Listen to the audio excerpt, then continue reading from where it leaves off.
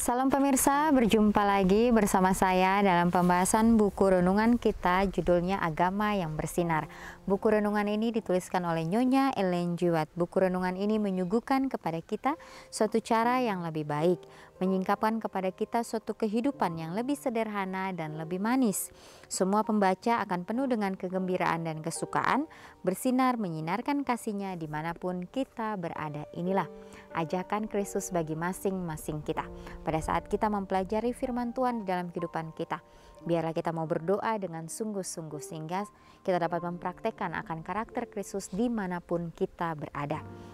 Sehingga kita dapat menjadi sinar atau terang bagi orang lain, dapat menyinari akan langkah-langkah kehidupan mereka. Karena Tuhan kita telah memberikan kita suatu kesempatan yang begitu indah. Biarlah kesempatan itu kita dapat pergunakan dengan sebaik-baiknya. Karena kita hidup di detik-detik kedatangan Tuhan, biarlah waktunya untuk kita mau menerima akan kasih Tuhan di dalam kehidupan kita. Pada saat ini kembali lagi saya mengundang akan seluruh anggota keluarga dan saudara-saudara semua. Kita dapat berkumpul bersama-sama. Kita akan mempelajari nasihat firman Tuhan pada saat ini, dan biarlah rencana-rencana indah Tuhan itu akan menjadi bagian kita masing-masing. Kita akan masuk ke dalam judulnya, karena itu menghasilkan ketekunan. Ayatnya terdapat di dalam Yakobus 1 ayat 2 dan 3. Yakobus 1 ayat 2 dan 3. Saudara-saudaraku, anggaplah sebagai suatu kebahagiaan apabila kamu jatuh ke dalam berbagai-bagai pencobaan, sebab kamu tahu bahwa ujian terhadap imanmu itu menghasilkan ketekunan. Amin. Sisi cerah dan ceria dari agama kita akan ditunjukkan oleh semua orang yang setiap hari membaktikan diri kepada Tuhan. Kita seharusnya tidak mempermalukan Tuhan dengan hubungan pencobaan yang menyedihkan, yang tanpa menyedihkan. Segala cobaan yang diterima sebagai pendidik akan menghasilkan sukacita. Seluruh kehidupan beragama akan meneguhkan, meninggikan, memuliakan, mengharumkan dengan perkataan dan perbuatan yang baik. Musuh sangat senang jika jiwa tertekan, sedih, berkabung, dan merintih. Dia ingin kesan-kesan seperti itu dibuat sebagai pengaruh iman kita. Tetapi Tuhan merancang bahwa pikiran tidak akan mengambil tingkat yang rendah. Dia menginginkan setiap jiwa untuk menang dalam kuasa menjaga penebus. Ditulis di dalam Testimony for the Church jilid 6 halaman 365. Ya, jadi sisi cerah dan ceria dari agama kita akan ditunjukkan oleh semua orang yang setiap hari membaktikan diri kepada Tuhan. Jadi kita seharusnya tidak mempermalukan Tuhan dengan hubungan pencobaan yang menyedihkan, yang dan tampak menyedihkan. Jika kita berjalan bersama-sama dengan Tuhan, setiap ujian-ujian yang datang kepada kita itu akan memurnikan iman kita, bukan malah melemahkan. Oleh sebab itu betapa pentingnya untuk mengandalkan Tuhan di dalam setiap kehidupan kita, sehingga Dia akan memberikan kita kesanggupan, memberikan kita kekuatan untuk melewati masalah demi masalah yang datang di dalam kehidupan kita masing-masing. Dan bila mana kita menjalankan itu dengan penuh penyerahan kepada Tuhan, maka di ujung jalan sana kita akan merasakan betapa luar biasanya Tuhan memimpin kehidupan kita masing-masing. Dikatakan juga, seluruh kehidupan beragama akan meneguhkan, meninggikan, memuliakan, mengharumkan dengan perkataan dan perbuatan yang baik. Musuh sangat senang jika jiwa tertekan, sedih, berkabung, dan merintih. Ya, jadi kita sebagai manusia, ya tentunya kita akan mengalami perkabungan, akan mengalami kesakitan, mengeluh, khawatir, ragu. Tetapi di dalam semuanya itu, biarlah kita mempunyai suatu pengharapan bahwa Yesus adalah sumber kedamaian di dalam kehidupan kita. Jangan kita terus-menerus di dalam situasi yang membuat diri kita lemah. Tapi bila mana kita sedang sedih, kita sedang berkabung, kita sedang khawatir, biarlah kita mau datang kepada Tuhan. Kita mau menerima akan panggilan Tuhan di dalam kehidupan kita. Sehingga disitulah kita akan diberikan kedamaian yang begitu indah. Kita akan diberikan kesanggupan untuk terus melangkah dari hari ke hari. Ya, kalau kita mengingat kembali bagaimana perjalanan Yesus pada saat Dia berada di dunia. Ya, Yesus juga mengalami kesedihan di dalam kehidupannya. Ya, karena Dia melihat akan dosa daripada umat manusia. Ya, tetapi di dalam semuanya itu dia terus maju. Dia terus melakukan yang terbaik walaupun manusia sering menyakiti Yesus, tetapi dia melakukan semuanya itu karena dia tahu dia mempunyai misi untuk menyelamatkan umat manusia dari dosa. Sehingga dia melakukan suatu hal yang begitu luar biasa di dalam kehidupannya. Dia mempunyai roh pengorbanan yang tinggi. Ya, dia mempunyai kesabaran yang luar biasa. Dia mempunyai kasih yang kita tidak bisa ukur dengan apapun. Itulah Yesus kita yang selalu ada untuk kita di dalam setiap kehidupan kita masing-masing. Ujian iman lebih berharga daripada emas. Semua harus belajar bahwa ini adalah bagian dari disiplin di sekolah Kristus yang penting untuk menyucikan dan memurnikan mereka dari sampah keduniawian. Mereka harus menanggung dengan ketabahan, ejekan, dan serangan musuh, dan mengatasi semua rintangan yang mungkin ditempatkan iblis di jalan mereka untuk menghalangi jalan. Testimony for the Church jilid 5 halaman 578. Ya, jadi ujian iman lebih berharga daripada emas. Ya, karena ujian iman ini akan membawa kita ke dalam suatu kehidupan yang berharga, yaitu kehidupan yang kekal. Ya, ujian iman di sini akan membawa kita ke dalam suatu pengalaman yang kita tidak pernah rasakan sebelumnya, karena Kristus bersama-sama dengan kita. Semua harus belajar bahwa ini adalah bagian dari disiplin di sekolah Kristus. Ya, tentunya kalau kita sekolah di sekolah dunia, ya kita akan tamat. Ya, setelah kita melakukan pembelajaran, kita melakukan ulangan, ujian, dan kita sudah sampai ke titik di mana kelulusan itu, maka kita akan ditamatkan. Ya, tetapi di dalam sekolah Kristus kita tidak akan pernah tamat. Sampai seterusnya kita akan terus belajar bagaimana kasih Kristus di dalam kehidupan kita, bagaimana kita mempraktekkan akan karakter itu. Karakter yang Kristus sudah berikan kepada kita, kita akan terus naik tingkat hari demi hari. Ya, sampai kita menemukan bagaimana Tuhan kita adalah Tuhan yang penuh dengan keadilan itu. Ya, di sini dikatakan, yang penting untuk menyucikan dan memurnikan mereka dari sampah keduniawian, mereka harus menanggung dengan ketabahan, ejekan, dan serangan musuh. Ya, jadi kita harus kuat di dalam iman kita.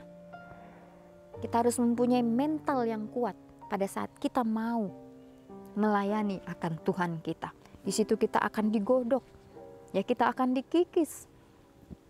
Ya tentunya sakit, tetapi kalau kita menyerahkan kepada Tuhan, disitulah Tuhan akan memberikan kita kesanggupan, memberikan kita kedamaian, memberikan kita kekuatan untuk terus melangkah hari demi hari.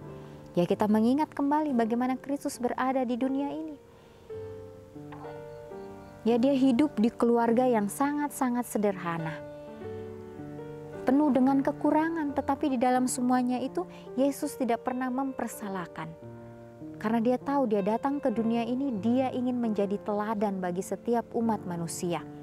Ya, sehingga kita sebagai manusia yang berdosa, kita dapat dilayakan untuk melakukan yang terbaik hari demi hari. Karena kita adalah wakil-wakil Kristus, karena kita disebut anak-anak Tuhan. Kita hidup di detik-detik kedatangan Tuhan. Ya, waktunya sudah sangat singkat, waktunya sudah sangat dekat. Biarlah kita mau menyambut akan panggilan Kristus di dalam kehidupan kita masing-masing. Sebagaimana Yesus memanggil ke-12 murid itu. Ya, Yesus memanggil mereka pada saat mereka sedang sibuk, pada saat mereka sedang mengerjakan pekerjaan mereka. Tetapi pada saat Yesus memanggil mereka, disitulah mereka memandang bahwa inilah juru selamat itu yang harus saya ikut. Ya, sehingga mereka tidak khawatir lagi apa yang harus mereka makan, mereka tidak khawatir lagi apa yang harus mereka pakai, mereka tidak khawatir lagi di mana mereka harus tinggal. Tetapi mereka percaya bahwa orang yang sudah memanggil mereka inilah yang akan memberikan keselamatan untuk mereka di akhirnya nanti. Ya, walaupun Yesus harus berkorban untuk mereka di atas kayu salib, yaitu harus Yesus lakukan. Dari pengorbanan Yesus, bagaimana murid-murid itu diberikan suatu kuasa Roh Kudus, sehingga mereka dapat menyampaikan akan kabar keselamatan dimanapun mereka berada. Walaupun mereka dianiaya, mereka tidak diterima, mereka disakiti, tapi mereka tahu bahwa apa yang mereka lakukan inilah kebenaran itu. Mereka dipenuhi oleh kedamaian itu pada saat mereka menyampaikan akan kabar keselamatan itu. Pada saat mereka menghembuskan nafas terakhir mereka penuh dengan kedamaian karena mereka tahu mereka mempunyai Yesus yang memberikan mereka kehidupan yang abadi itu. Ya, biarlah hari ini kita boleh mengambil komitmen kita masing-masing untuk datang kepada Tuhan, menyerahkan kehidupan kita sepenuhnya kepada Tuhan. Datang di bawah kaki salib Tuhan, sehingga kita akan mengenal siapa Tuhan yang kita sembah. Sehingga kita tahu bahwa Tuhan kita adalah Tuhan yang hidup, yang dapat memberikan kita kesanggupan, kekuatan untuk terus melangkah hari demi hari. Ya, di sini ada suatu ayat di dalam Mazmur 94 ayat 12. Berbahagialah orang yang kau hajar ya Tuhan, dan yang kau ajari dari Taurat-Mu. Amin. Ya, biarlah kita mendapatkan suatu kebahagiaan pada saat Tuhan mengajari kita akan setiap nasihat-nasihat yang Dia sudah berikan untuk kita. Biarlah kita mau menuruti itu di dalam kehidupan kita, karena itu akan membawa kita ke suatu tempat yang menuju ke dalam keabadian itu, di mana kita akan melihat kemuliaan Tuhan yang begitu indah, kemuliaannya yang selalu dipancarkan bagi setiap umat manusia itu. Jadi inilah menjadi suatu renungan bagi kita masing-masing, sehingga dimanapun kita berada, biarlah kita dapat memancarkan akan kasih Kristus. Dikatakan sebab kamu tahu bahwa ujian terhadap imanmu itu menghasilkan ketekunan.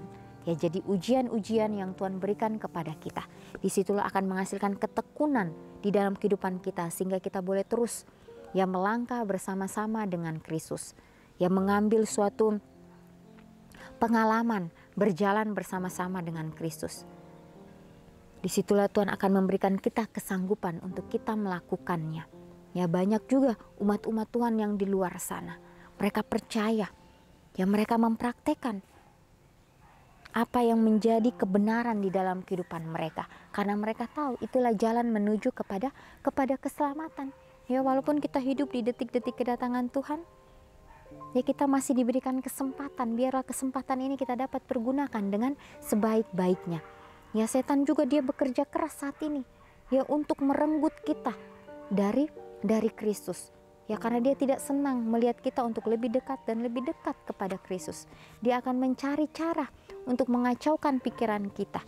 Dia akan membuat kita nyaman hanya sesaat saja.